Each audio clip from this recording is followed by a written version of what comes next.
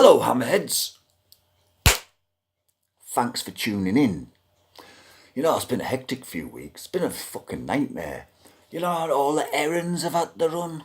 You know, going here, going there, going fucking everywhere else. Got to the stage when I didn't even... I kept forgetting where I've got to go tomorrow. And the day after that, and the day after that, and the day after that, and the day after that, and the day after that. What phone calls I had to make. You know, and the paperwork. The paperwork. I'm fucking drowning in it. You know? I mean, I've just had to send this crap back to Teesside Magistrates. You know, because I got a court summons. You know, I cancelled my TV licence, I did.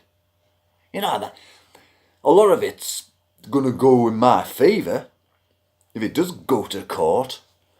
I mean, the big fat bastard with a baldy head who tried to intimidate me. I've been up against some of the hardest bastards in the West End of Newcastle in the 1980s. Takes a lot more than a wannabe gangster to frighten me. Anyway, I asked him not to come in, but he still came in. Not allowed to do that. Didn't even have a warrant or anything, you know what I mean? You can't get a warrant, it takes fucking years. You have to get one signed by a judge from the fucking High Court, haven't you? Anyway, see what happens about that. Fuck that. I've got other fucking things to think about, other problems and all. Like the interview I've got to go to on Friday, for instance. Fucking midnight already. You know, something different. Anyway, you know, she rang me up, this woman, you know, about the job and that. And she says, what was it? I told her I haven't got a birth certificate. My passport's out of date. You know. So she sent me a link to get a birth certificate. Oh, it took me hours last night. You know, I'm not paying for a fucking birth certificate. I've asked me stepdad, right, to search the house. It's got to be in there. It's got to be in there. And he searched and searched and searched, high and low, so he says. He brings this pile of crap round, right? He says, oh, I don't know whether it's in all that. So I have a look. Do you know what it was? Fucking bills and documents and appointments, all in my name from years ago. To be honest with you, his dementia's getting that bad now, I don't really think he knows what he's looking for. I mean, does he know what a birth certificate looks like? I'm gonna, you know, I bet you if I go round there tomorrow, I'll search. I bet I can find it like that. Because, you know, he's too far gone to know what he's doing now. He's got to, you know, the galleries, it's only down there, it's only over the road. Got to fucking direct him, give him directions. Journeys he's been making all of his life, he just can't remember. I mean, in the local corner shop, Mal's, I'll have to fucking give him a map of this town. Yeah, that'll not do any good, because he never listens to the sat-nav anyway. If it says go left, he'll go right, because he thinks he's wrong. Anyway, I've only just got this phone up and running. There's a load of more crap I've had to deal with. Because, you know, me friend, you know what she did? Because she couldn't wait to get her hands on my phone when I got my new one.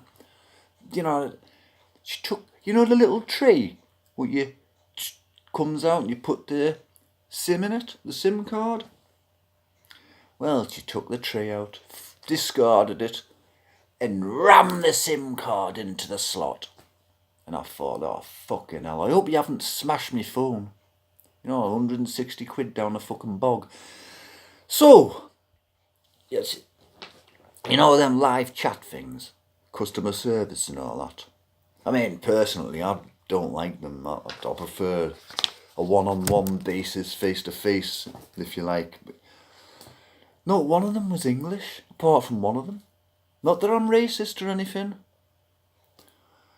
but it just takes too long to get a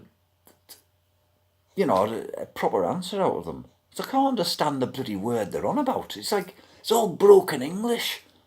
I'm having to ask them to repeat it and over and over and over and over and over and over again. Because it's like, all right, there's some of the names, right? And this one's from the Samsung site. Chintan.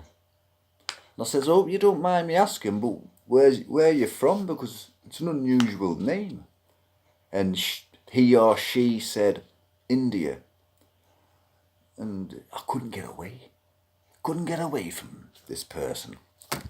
Sure, they were trying to chat me up or something. Because, I'm saying, oh, I'll have to go now. I'm up at the crack of dawn. Blah, blah, blah. I've got to go here or wherever. Saying, oh, what weather is like over in? It's like, what? Listen, I really have to go. I like chatting, nice to chat to you or whatever. Oh yeah, eventually I hung up. Fucking melting my eyes were fucking... they were closed. Couldn't see what I was typing. So I was talking shit as well in the end because I couldn't see. Anyway, and all the rest of them are from the EE site. Right, first one. Fever. Broken English. Talking shite. Second one. Prashant. Broken English. Talking bollocks. The next one. Suman. Smashed the fuck English. Talking shite. Next one. Babita. Broken to bits English. Talking absolute fucking nonsense. Next one. Abhijit. Broken English. Talking shite. Next one. Neelam. Smashed to bits English. Talking absolute fucking rubbish.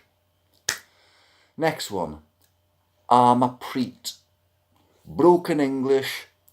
Talking fucking shit. Last but not least, get this. Doug.